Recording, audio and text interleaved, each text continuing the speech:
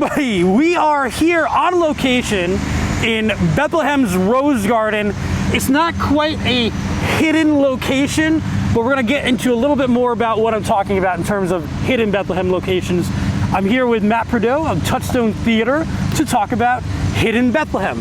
Before we get into that, about the upcoming project Hidden Bethlehem and how people can participate and how they can submit their Hidden Bethlehem places, I want to get to know a little bit more about you. So, Matt, you said you've been with Touchstone for about a year. Yeah.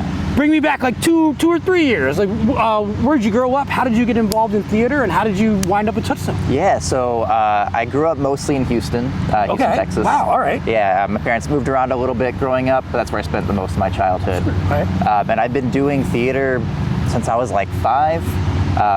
My older sister did it, and they needed kids for kids' choruses and musicals she was in. We'll take Matt. Exactly. My parents were like, you know what? It's free babysitting. We get both the kids out of the house. So I've been doing it since then. And then went to undergrad for theater, moved back to Houston, did some community theater and stuff. Great. I really wanted to improve myself as an artist. Decided to go to grad school. Found Moravian and Touchstone. It seemed like the perfect fit. So did that program. That was a 2-year program. And then after I graduated, Touchstone was like, hey, if you want to stick around, we could use somebody like you. So I came on board.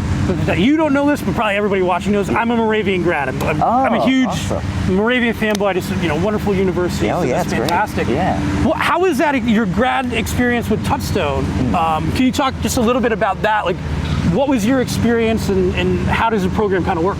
Yeah, so it's actually a really unique program. Most of the grad programs around theater are either like an acting program or a directing program or a tech program. Touchstone is really the only program out there where you can kind of do it all, which is what brought me there. Right. It's very much, instead of it being very like, you have classes Monday, Wednesday, Friday from 10 a.m. to 2 p.m. It's more just like, all right, you have 6 weeks to make a show, and we're here to help you. But it's all on you to see this through. Yeah. And what was your project that you did? I did a bunch of different ones. So you do about 4 projects over the 2 years. Okay, sure. All right. What was your favorite, I guess? Favorite. One of the ones that I really loved was I did it in partnership with one of the other students, Abby Jean, and we did an adaptation or a retelling of Medea, but we set it in a haunted house. Okay. So over at Moravian in the Arena Theater, we built like the black box. The black box, yeah. We built like walkways through it, and like we set it up so that you were inside Medea's house, but it was this like haunted house that you walked through, and there were different scenes that happened at different parts of the house. It was a lot of fun. Yeah. And it's fantastic. I mean, I know a lot of people who love Touchstone know this, but it is such a unique, and I guess somebody who can speak from the inside, coming from Houston and being around it, how unique is Touchstone in terms of, from the theater world? Because it's such a valuable resource in our community, and I still feel like Touchstone might be a hidden Bethlehem gem that more people can appreciate. So yeah, I mean, at least in my experience, in my perspective, Touchstone is completely unique. Right. So many theaters out there, they're recycling old shows. They're still providing a service to the community. They're still providing art, but they're so focused on staying afloat and just redoing these shows that they know people will recognize and put butts in seats. Touchstone is all about making art with the community that the community wants and that the community needs. They're always bringing in community members to help them create the shows or to act in the shows, and they're creating their own work, so they're doing stuff in response to the world around them, not just doing Neil Simon for the 500th time. Right. And hey, I'm still learning, but I know it's more community theater. Oh yeah. And even getting out where Touchstone, and I've seen some of the grad performances at some of the events downtown. Yeah. We're just like, hey, we're gonna perform in this spot, and then the crowd comes to you, which is really unique, and you don't see that many places. So that's fantastic. But we are here to talk about Hidden Bethlehem, which is your upcoming project that you are looking for people to participate in and to get resources from the community. So let's start with, can you talk about the project itself, and what is Hidden Bethlehem, and what are you hoping people get out of it? Yeah, so Hidden Bethlehem, it's part of our upcoming Festival Unbound that's going to take place the last weekend of September, and the theme for this year's Festival Unbound is all about like, how do you feel at home in your community? It's kind of looking at like housing, but then it's also looking at like, where do you live? What do you like about where you live? What would make where you live better? Questions like that. So Hidden Bethlehem is all about letting the people who know Bethlehem best let us know the places in Bethlehem that they feel deserve appreciation and deserve to be known, and not just the places, but also the people in Bethlehem that they want to show off and have people know about. Right. Yeah. So like hidden isn't even like it's some place that people don't necessarily walk by. It could be a place that people walk by every day. We were talking about the example with the Rose Garden, and it's such a visible place. Yeah. So many people come here, but it's hidden in the sense that maybe you haven't taken your headphones out and walked through the area, to that effect, right? Yeah, exactly. So like one of the submissions we've already received was for the Lovelock Bridge at Monocacy Creek Park. Yep. And that's something that like I'd heard of Monocacy, I'd heard of the park, but I've never been there. I haven't seen that bridge with those love locks. And the person who submitted this like really beautiful poem to go along with it, just expressing the joy that they feel whenever they walk by that location. So those types of spaces, and again, they might be out in the open, but listen, everybody's going a mile a minute, right? So I had a few of my own. You ready? Yeah, absolutely. The sculptured garden, which is by the Lehigh City Hall. City Hall, the Bethlehem right? one. Yeah. And that's kind of off. It's not at Payroll Plaza. It's, if you're facing it, it's kind of off to the left. Yeah. So some people may not know that exists. I know that the Fine Arts Commission puts on music shows there, which is a great way to expand on the knowledge. Archibald Johnston Mansion. Oh, okay. If you're not familiar with that, it's still in the city limits, so I counted it. West Side Park and West Side Pool. Okay. Which I hate giving it away because that's like our.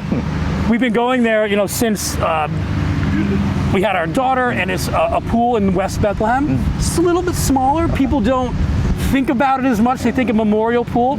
So we've been able to go there, and it's a little bit quieter. Maybe not so much now that we're giving it away, but no, it's a great location. Some of the pocket parks. Yeah. Like I live near Elmwood Park, which if you don't drive into that area of Bethlehem, you may never see it. And there are these small parks that I really enjoy. God's Acre in Bethlehem, which I don't know if that's really a hidden gem. But some of the, I guess some of the tombstones there may be. Yeah, absolutely. So that's one to think about. Yeah. The Rose Garden. Oh, and here was there's a trail between Burnside Plantation and it comes out to Union Boulevard, which is right here. Oh, okay. But it's like a running trail that it does connect to certain areas, but I don't think many people know that trail exists, and that's one of my favorite. Awesome. So did you have some, or you talked about one that people submitted, but did you have any others that you had in mind? Yeah, so some other submissions that we've gotten are the Statue Garden at Lehigh. Sure. That's one that people have submitted. We've gotten one for the South Side branch of the Public Library, and just like the wonderful, specifically like the wonderful like children's reading hours and stuff that they do. Another one that we got was whenever you're on the Greenway, there's like these art billboards essentially for LUAC. Yeah, okay. It's like what matters most, things like that. It's different art pieces with kind of the history of them and description of them and stuff like that. So those are some of the things that we've gotten. And like the main idea, the end goal for the project is that throughout September and in Festival Unbound itself, we want to bring people to these places. And the idea is that like we might have, for instance, like the Rose Garden as a place. And so it'll be like, come Saturday, September 2nd from 4 to 6 and see something magical. Sure. And then we might have Touchstone performers here reading Shakespeare. We might have people here reading poems that they've written. We might have somebody playing a cello. Like it's all about just getting people to come to these places and appreciate them and experience them, and also show off some of the hidden talent that people might have in Bethlehem. Right. And this is part of Festival Unbound. Yes. Can you talk just? I know it's your first year in. Yeah. But can you talk just a little bit about what Festival Unbound is? I know that is part of the mission, is getting out. Yes. Into the community. Yeah, so it's really, like I said, the focus this year is about community. And so all the projects that we have are about getting people out into their community, talking with each other, experiencing their community in a different way, appreciating their community in a different way.